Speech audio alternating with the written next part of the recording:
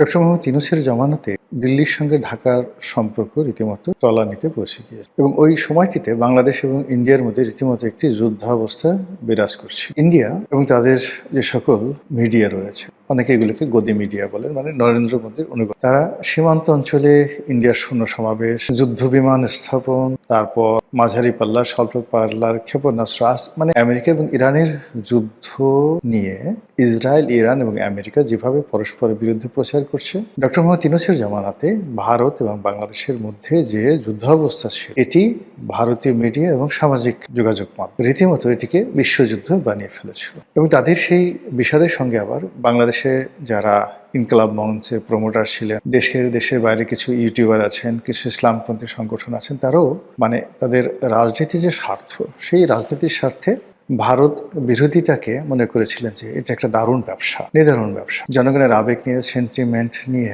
খেলাধুলা করলে কি হয়, পরিণতিটা কি হয়, এটি ওসমান হাদির মৃত্যু এবং সেই আবেগকে কেন্দ্র করে ঢাকা বিশ্ববিদ্যালয় চত্বরে তার দাফন কাফন এবং তার সমাধি সেখানে করা, মানে কবরস্থ করা, এই বিষয়গুলো ফুটে উঠেছে। আবার একই সঙ্গে যারা এখন বর্তমান ক্ষমতায় এসেছেন, তারা হাড়ে হাড়ে টের পাচ্ছে যে গত 17টি মাস ভারতের সঙ্গে আমাদের অব্যাহত যে সম্পর্ক, সেই সম্পর্কটি অবনতির কারণে অর্থনৈতিক ক্ষেত্রে, কূটনৈতিক ক্ষেত্রে সব মিলিয়ে আমরা যে বিপদগ্রস্ত হয়ে পড়েছি, যে ঋণভারে জর্জরিত হয়ে পড়েছি, যে ট্রেড ব্যালেন্সে আমাদের ভারসাম্যহীনতা দেখা দিয়েছে, তারপর আমাদের যে দেশের মানুষের মধ্যে যে মনস্তাত্ত্বিক সমস্যা দেখা দিয়েছে, সীমান্ত অঞ্চলে সীমান্ত রক্ষী বাহিনীগুলোর বাড়াবাড়ি বাংলাদেশের এবং ভারতের, তারপর ভিসা বন্ধ করে দেওয়ার কারণে কলকাতা, আগরতলা, আসাম থেকে শুরু করে শিলং, দার্জিলিং প্রভৃতি এলাকাতে যেখানে বাঙালি পর্যটকরা সবসময় গম গম করে, সেখানে এক ধরনের মনস্তাত্ত্বিক ফ্রাস্ট্রেশন লক্ষ্য করা গেছে ভারতীয় নাগরিকদের মধ্যে। একইভাবে যারা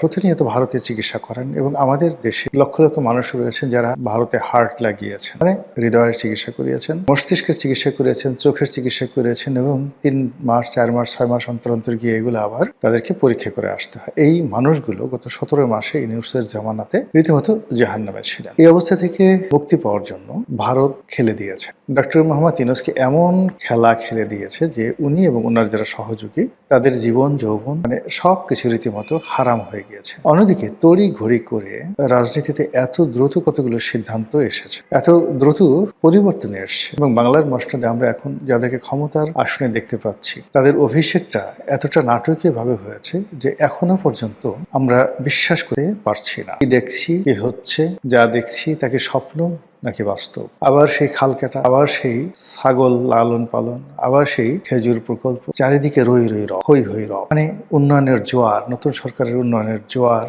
বইছে। মানে এতটা স্বাচ্ছন্দ্য দেখানোর চেষ্টা করছে যে বাংলাদেশে আসলে কোনো সমস্যাই হতে পারে। আমাদের দেশের অনেকগুলো সমস্যা মূলত মনস্তাত্ত্বিক, অনেকগুলো সমস্যা সিন্ডিকেটের কারণে হয়। বঙ্গবন্ধুর হত্যাকাণ্ডের পর দেখা গেল যে বাংলাদেশে চাল, ডাল, আটা, ময়দা, চিনি, লবণ, মানে এগুলো সবই সহজলভ্য হয়ে গেল শুধু জিয়াউর রহমান ক্ষমতা আসার। তো এই সময়ের মধ্যে কোনো আমদানি হয়, তারপর দেশে উৎপাদনও হয়নি, কিন্তু এগুলো এত অ্যাভেলেবল হলো। মূল কারণ হলো যে বঙ্গবন্ধুর জামানাতে সবকিছু ঠিক ছিল, কিন্তু সাপ্লাই অ্যান্ড চেইন, এটা যে ম্যানেজমেন্ট রয়েছে, সেই ম্যানেজমেন্টগুলো ঠিক না থাকার কারণে মানুষের যে মনস্তাত্ত্বিক জগৎ, সেখানে অস্থিরতা ছিল, যে যার মতো করে মজুদ করেছে, আর আরো মজুদ করার জন্য মানুষ অন্যের জন্য ঘুরেছে, এরকম একটা অবস্থা। সেখানে যখন জিয়াউর রহমান এসে ঘোষণা দিলেন, একটা স্থিতি অবস্থা আসলো, তখন মানুষ বিশ্বাস ফিরে পেল, নাথিং, আর অপরাধীরা তাদের অপরাধ করাটা বন্ধ করে দিল। একইভাবে আমাদের দেশে এই মুহূর্তে ধরুন যে যার মতো করে আমরা যেমন একসঙ্গে পেট্রোল পাম্পে ছুটছি, তো পেট্রোল পাম্পে ছোটার পরে সেখানে বিশাল লাইন, হয়তো অনেকের তেল দরকার নেই, কিন্তু এটা মনস্তাত্ত্বিক যে আমার এই তেল এখনই দরকার। আবার ব্যাংকগুলোতে